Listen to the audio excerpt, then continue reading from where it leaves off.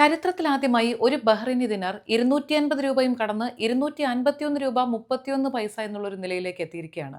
Indian രൂപയുടെ മൂല്യം സർവകാല റെക്കോർഡിൽ ഇടിഞ്ഞത് പ്രവാസികൾക്കിടയിലും വലിയൊരു ചർച്ചയായിട്ടുണ്ട്. മിഡിൽ ഈസ്റ്റിലെ സംഘർഷം തന്നെയാണ് ഇതിന്റെ പ്രധാന കാരണങ്ങളിൽ ഒന്നായി പറയുന്നത്. പശ്ചിമേഷ്യയിലെ നിലവിലെ രാഷ്ട്രീയ സാഹചര്യങ്ങൾ ആഗോള വിപണിയിൽ ഡോളർ കരുത്താർജിക്കാൻ കാരണമായിട്ടുണ്ട്.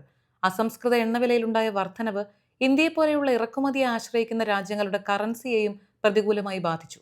ഇന്ത്യൻ ഓഹരി വിപണിയിൽ നിന്ന് വിദേശ നിക്ഷേപകർ വൻതോതിൽ പണം പിൻവലിക്കുന്നതും രൂപയുടെ തകർച്ചയ്ക്ക് ആക്കം കൂട്ടി.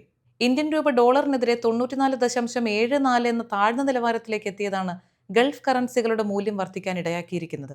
കയ്യിലിപ്പ പൈസയുള്ള പ്രവാസികൾക്ക് നാട്ടിലേക്ക് പണം അയക്കാൻ ഏറ്റവും ഉചിതമായൊരു സമയമായതുകൊണ്ട് അതിനെ പോസിറ്റീവായി കാണുന്നുണ്ടെങ്കിൽ പോലും തുടർച്ചയായി ഇന്ത്യൻ രൂപയുടെ മൂല്യത്തിൽ വരുന്ന ഈ ഒരു ഇടിവ് ഇന്ത്യൻ സമ്പദ് വ്യവസ്ഥയിൽ വലിയ ആശങ്കയുണ്ടാക്കുന്നു എന്നുള്ളതും വാസ്തവം തന്നെയാണ്.